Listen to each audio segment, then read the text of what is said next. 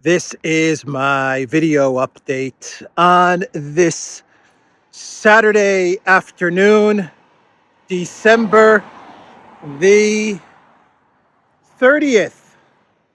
Let's talk about some news, and let's start things off with the missile that flew over the territory of Poland during this huge Russian missile strike that happened yesterday. I believe the biggest Russian missile strike to hit Ukraine yesterday, and also the first missile strike to hit Ukraine for the winter.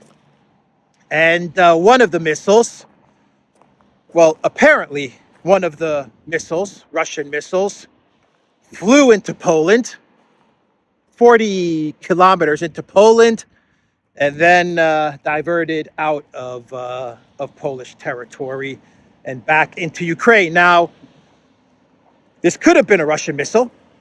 This could have been one of the 150 or 158 missiles. I believe that's the number that Zelensky said the Russians used in this huge missile strike yesterday.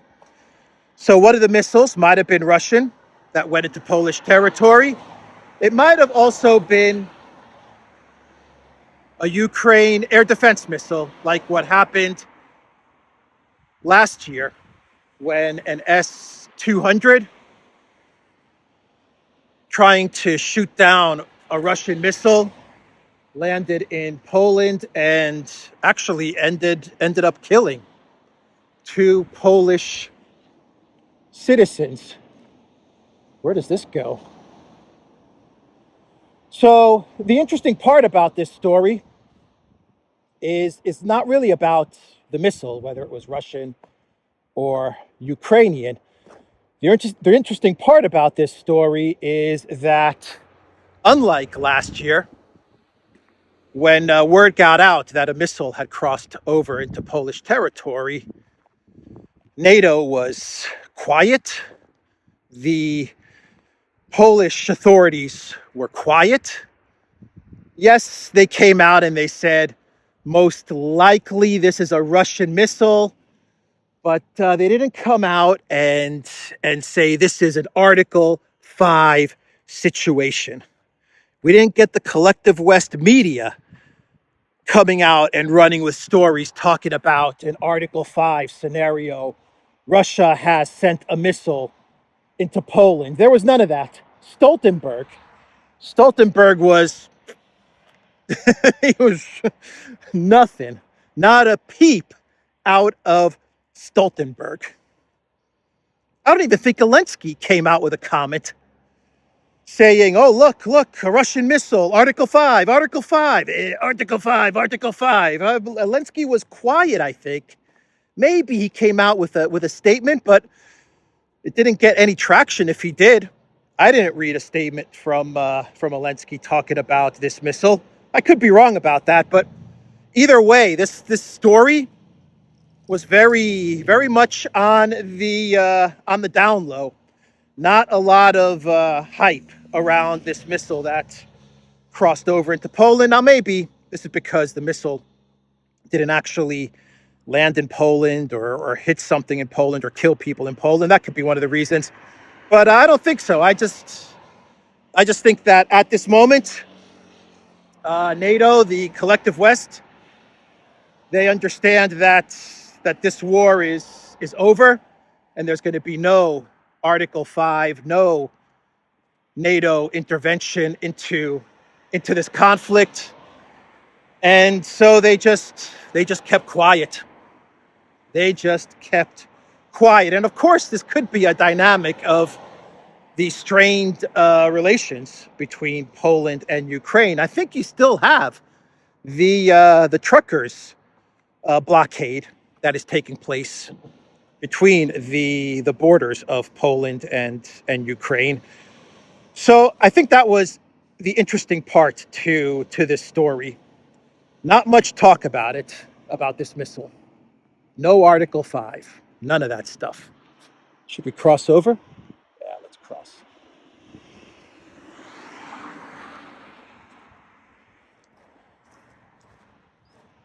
So the Russian Ministry of Defense,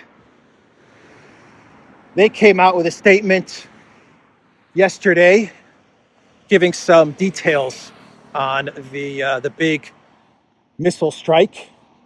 And the Ministry of Defense, they described the intended targets of this missile strike as defense industry sites, military airfield infrastructure, and depots for the storage of artillery munitions, naval drones, arms and fuel for military vehicles, as well as troop positions. And according to the Russian MOD, all of these targets were successfully hit.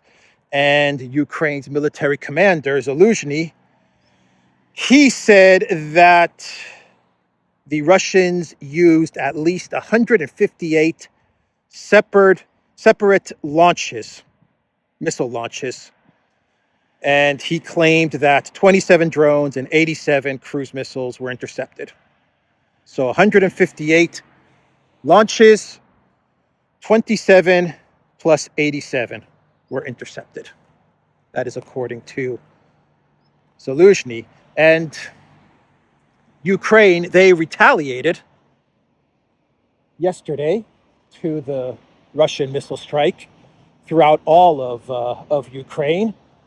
And the Ukraine military, their retaliation was to hit at the border, the Russian border town of Belgorod. And they launched various rockets and drones into Belgorod yesterday. And the results were, I believe one person was killed in this Ukraine retaliation. 13 projectiles were used, according to the Russian Ministry of Defense, and those projectiles were destroyed into Belgorod. And 32 drones were intercepted and destroyed, heading towards Bryansk, Kursk, Oryol, as well as Moscow regions. But there was one confirmed death, I believe, from the Russian missile strike yesterday. I believe the number of deaths were civilian casualties. I believe it was, I want to say either 30 or 20. I don't remember exactly the number, so I'm working off of memory. But why? I understand the Ukraine military wanting to, needing to retaliate, but I just don't quite understand. Well, right now I don't quite understand how I'm going to get across. So let me go back here. I don't quite understand what the strategic significance of hitting Belgorod is. I mean, Russia has a strategy in launching these missile strikes into Ukraine. Obviously, they're looking to weaken Ukraine's air defense.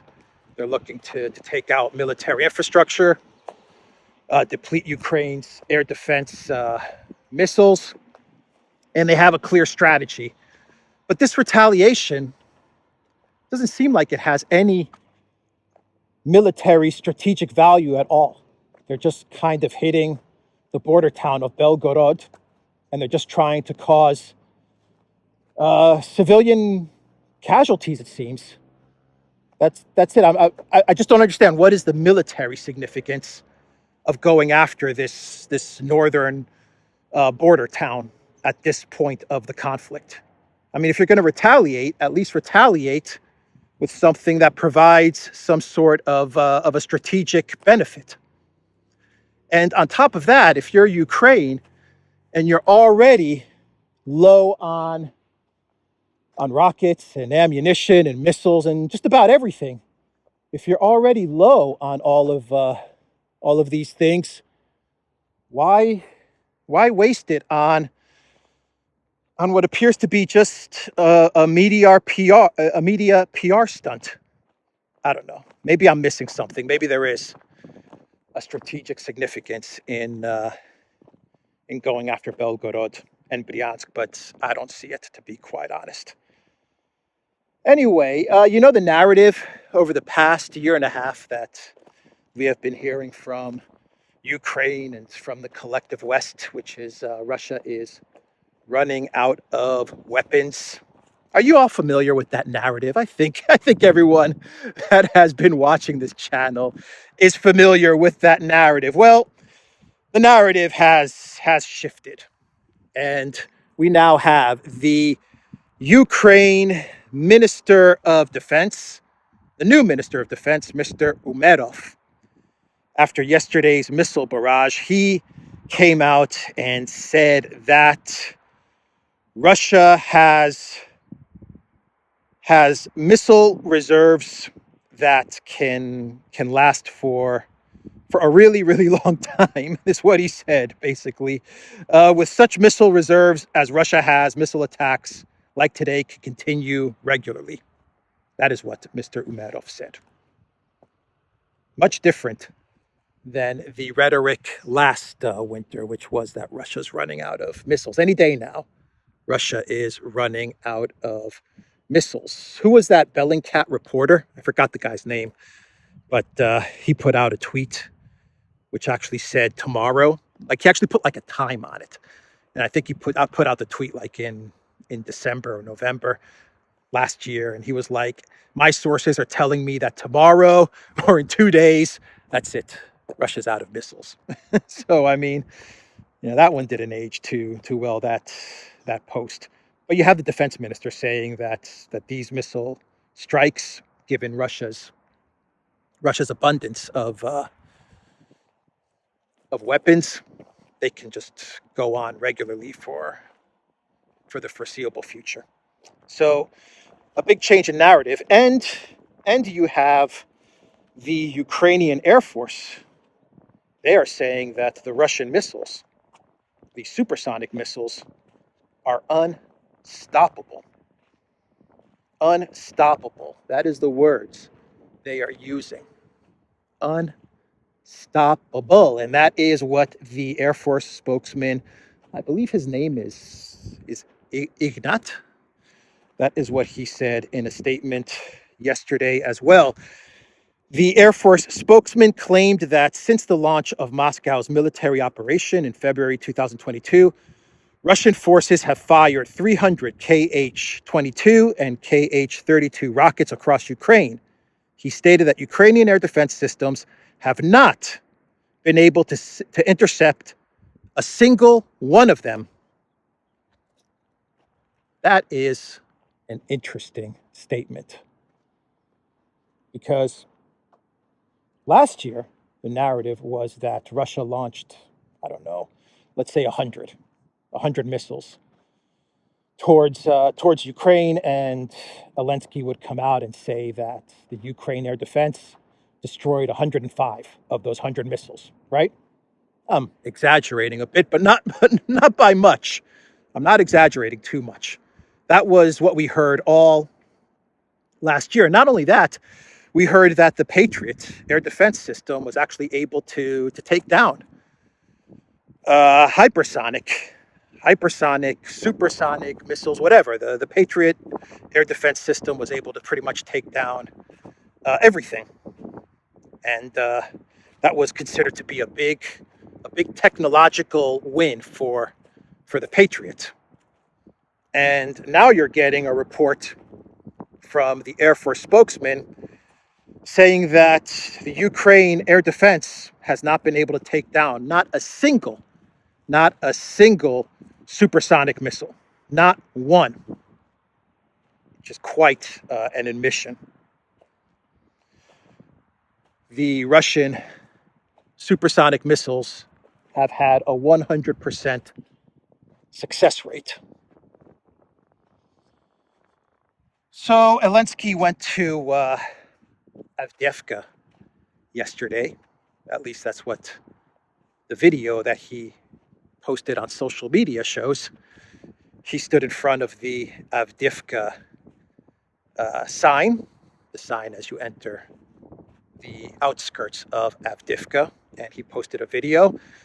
He also met with soldiers on the front lines of Avdeyevka, handed out awards, and that was his PR media trip to Avdeyevka.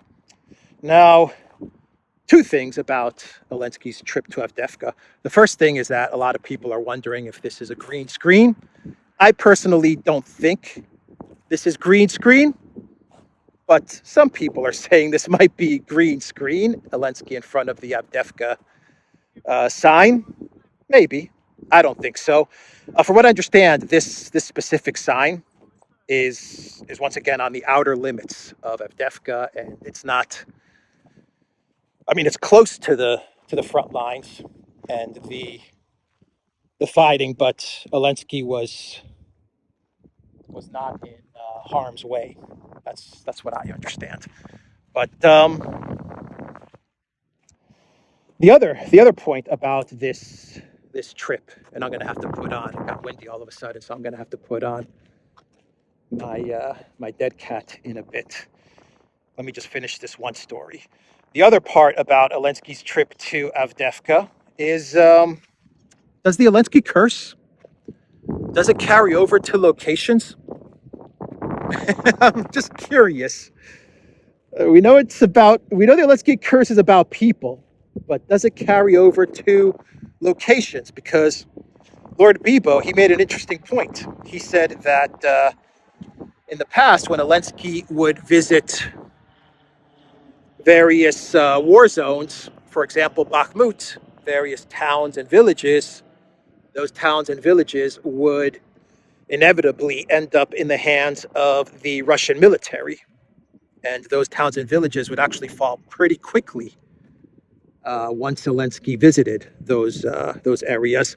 So this could mean something. This could signify the eventual collapse and capture of Avdeyevka if the Elensky curse also carries over to locations. So let me put on my microphone and I'll be back.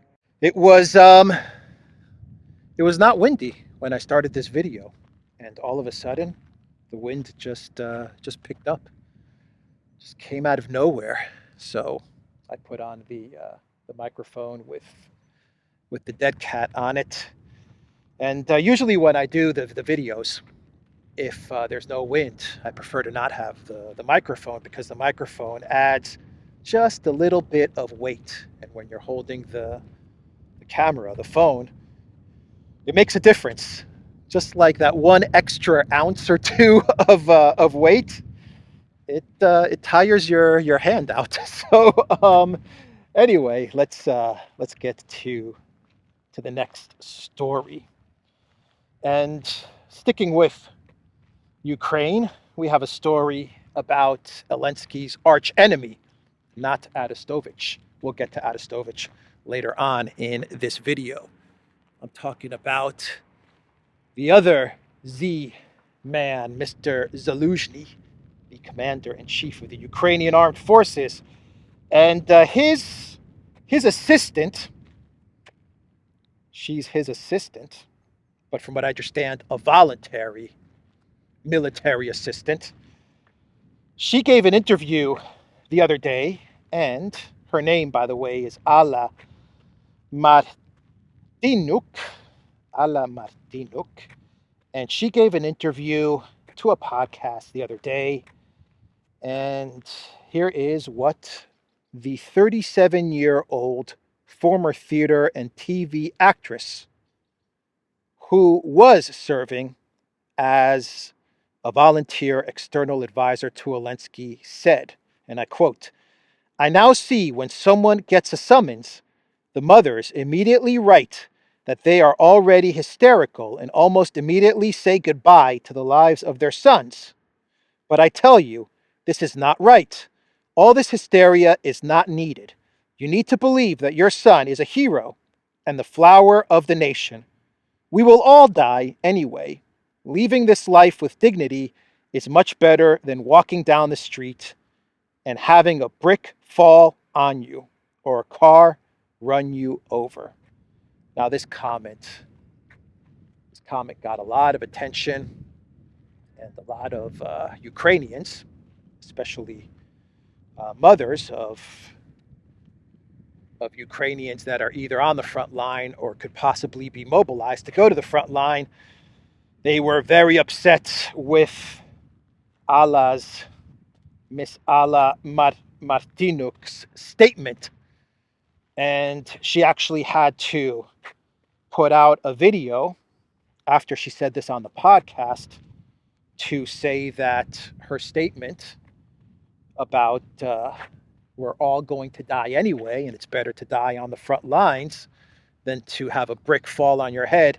She said that her statement was taken out of context. But from what I understand, Zelensky actually came out with a statement, or at least his office came out with a statement, and it said that as of today, like the 28th or 29th of December, I think, was the date that this statement was published. As of today, Zelensky has no special advisors anymore, no volunteer special advisors. Now, I don't know what Allah's specialty when it comes to advising the commander-in-chief of the Ukraine Armed Forces is or was exactly. Maybe she was not only an actress and a theater TV personality, maybe she has some expertise in military strategy. I'm not quite sure, but it is what it is. We have a lot of photographs of Zelensky with Ala Martinuk on social media. They both seem very, very happy, and they seem to get along quite well, but it now looks like she is the former volunteer special advisor to the Ukraine military. Oh boy. So we had a UN Security Council meeting on Ukraine. This followed the Russian missile strike in Ukraine the other day. And the Russian representative, the ambassador to the United Nations, he said some very interesting things during this UN Security Council meeting. And I want to read you what Ambassador Nebenzia said. Ukraine does not and will not have resources to achieve a breakthrough or preserve the current situation on the line of contact between the armies.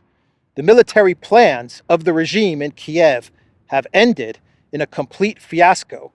That is why you should anticipate bad news in the nearest future for yourself and your Ukrainian proxies. Nebenzia said that additional Western aid would only prolong the agony of the Ukrainian government. A military victory over Russia is a completely unattainable goal.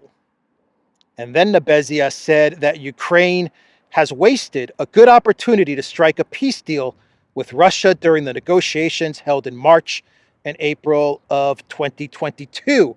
The time is running out for the regime in Kiev. Its future is, in fact, under serious threat. At the same time, peaceful Ukrainians, the Ukrainian language, and Ukrainian culture are under no threat, no matter how hard the West is trying to prove the opposite. An interesting statement from Nebenzia, and once again, you could see how confident the Russian officials feel about the state of the conflict, the trajectory of the conflict. They would have never talked like this a year ago. They were a lot more conservative in their statements. Now they're much more confident in their statements, which tells you something. So Arestovich, I said we'd get to Arestovich, and I'm a man of my word, and so we will talk about Arestovich, because Arestovich, the one-time BFF of Elensky, and now his number one enemy, is talking about protests. He is talking about a Maidan 3, but he is actually saying that one way for Ukrainians to prevent a nationwide mobilization is to get out onto the streets. And Aristovich's logic is that if people get out onto the streets and protest, then the government would never hand weapons to protesters. It's pretty good logic, I guess, from Arestovich. I mean, yeah, I can see it. I can see the logic in that. But no joke, that's what Arestovich said. Get out onto the streets, and that way you can avoid mobilization. No government wants to arm protesters. So that's what Arestovich said. And that's a good segue into a Maidan that is taking place, a Euromaidan that appears to be taking place in Belgrade, in Serbia.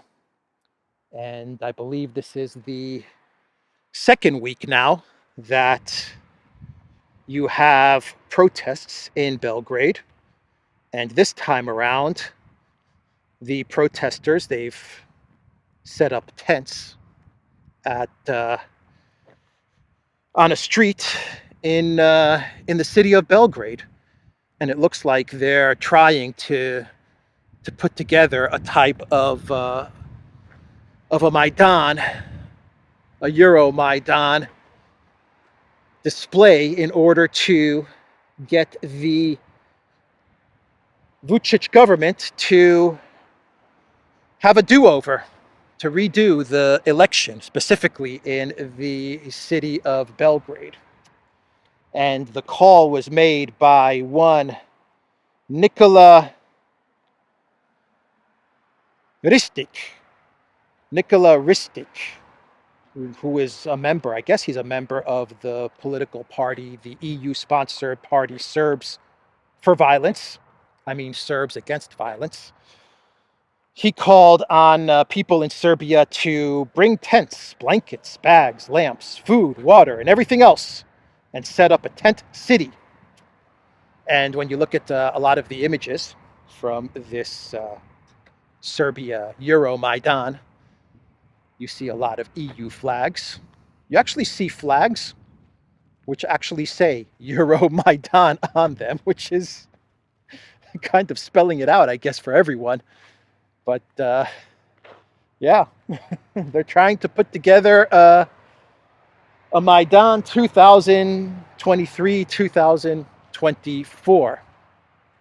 Now, will something like that be successful in Serbia, in Belgrade? My opinion is no. I don't think something like that would work in Belgrade.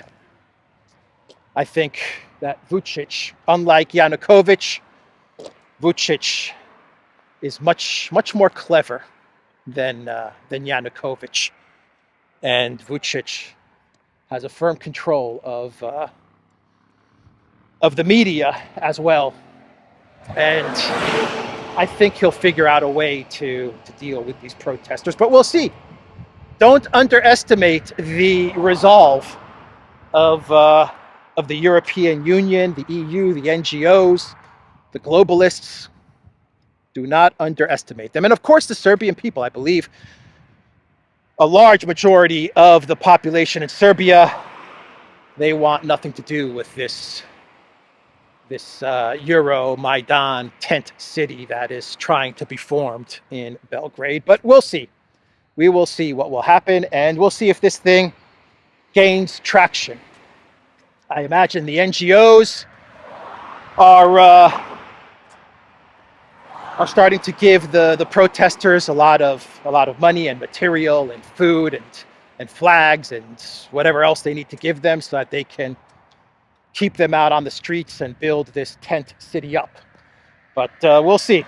We will see what happens in Serbia. And that takes us to, how am I doing on time here? All right, we'll wrap it up. That takes us to what is happening in the Middle East. And John Bolton, he put out an article on the Telegraph with the title, "The West may now have no option but to attack Iran. Tehran will only accept it has miscalculated if it faces significant costs for the recent acts of aggression." That's the walrus, Mr. Neocon himself, John Bolton, talking about how there is no other option but to go to war with Iran. There is no other option. That's it. There's no diplomacy. There's no dialogue. I don't know. Maybe you can get Israel and Netanyahu to stop attacking Gaza. I don't know. It's just a thought. Maybe that will calm things down, but nope. Nope, those options are not available. The only option, according to Bolton, is to attack Iran. And on the same day that Bolton put out this article on the Telegraph, Naftali Bennett, he put out an article in the New York Times with the title, "The US and Israel need to take Iran on directly, make the Ayatollahs pay for sowing chaos through their Hamas, Hezbollah, and Houthi proxies." So Iran controls Hamas, they control Hezbollah, and they control the Houthis. And according to Bennett, the one-time prime minister of Israel, it's time for the US to take on Iran directly. So I think we understand where all of this is going. And the Biden White House, instead of talking to Netanyahu and telling Netanyahu that what he's doing in Gaza needs to stop now, needs to stop today, they're doing the opposite. And they're giving him more weapons and more ammunition.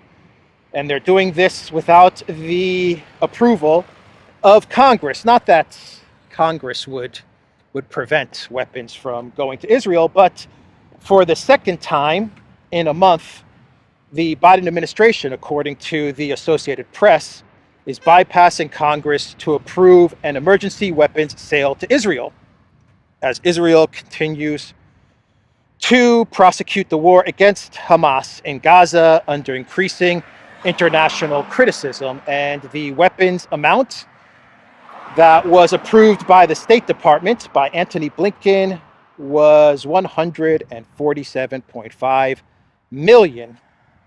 And it includes fuses, chargers, primers, and 155 shells. So that's according to the Associated Press. The sale of equipment, fuses, chargers, primers, and 155 shells. And this is the second time that they have done this in a month. Now remember, it was Blinken who upon his return from Israel told us that the United States told Israeli officials that they have until the end of the year, first week or two of January, to wind down this conflict, to de-escalate. I remember covering Blinken's trip when I was in Athens to Israel, and he met with Netanyahu and he met with all the high-level officials in Tel Aviv, and he told them, according to the media reports, he told them that they don't have much time to continue this conflict because of the international pressure and the isolation. And he said that this conflict has to wind down by the end of the year, first week or two of the new year. But we see that their actions, Blinken's actions, are much different than his words. But we'll see. The year is coming to a close. And it doesn't look like the Netanyahu government is anywhere close to de-escalating in Gaza.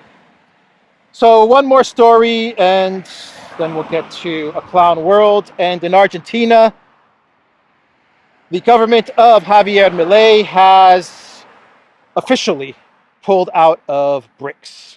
And according to Milei's foreign minister, an official document was sent to BRICS saying that Argentina is no longer interested and doesn't want to be a part of BRICS. And Diana Mondino, the foreign minister, said, this is an ideological and practical decision, but the latter is still greater. And the foreign minister added that Argentina will now focus on developing relations with liberal democracies such as the United States, Israel, the EU, and Canada. That is going to be Argentina's priority. Relations with liberal democracies. The United States, Israel, Canada, and the European Union. That democracy known as the European Union. Yeah. Oh boy. Let's do a clown world. We'll wrap this video up. And this clown world, from what I understand, is coming from a German publication, but it's been translated into English. Now, I think the translation is either very, very bad, like really bad, or this is some sort of AI or something like that, because the English doesn't read so well. But the title of this article is, it was said in Germany that the Russian Federation could use the light bulbs in refrigerators for military purposes. And this is coming from the publication Süddeutsche Zeitung. And it was an interview with Brigadier General Christian Freuding. And he is the head of the Ukrainian Situation Center of the German Ministry of Defense. Now, let me read you his quote. Once again, the translation doesn't seem to make a lot of sense, or perhaps this is an AI story, but let me read you what he said. Even if these states only provide lighting for refrigerators, then Russia can also be used for military purposes, the general said, referencing how countries are bypassing sanctions to provide various goods to Russia. For example, washing machines. And Russia uses those washing machines, the chips in those washing machines, to power up their tanks and fighter jets. And so this brigadier general is saying that not only can they use the chips in washing machines, but they can use the light bulbs in refrigerators. Now, I'm not sure what those light bulbs are going to be used for, but I don't know. I don't know. I guess I need the original German article to perhaps get a better understanding as to what this general said with regards to Russia using light bulbs to do something for their military. Anyway, we got microchips in washing machines. We've got shovels, and now we've got light bulbs in refrigerators, I guess, if this story is to be believed. All right, everybody, that is the video. theduran.locals.com. We are on Rumble, Odyssey, BitChute, Telegram, Rockfin, and Twitter X. And go to the Duran shop, 20% off. Use the code TheDuran20. Take care.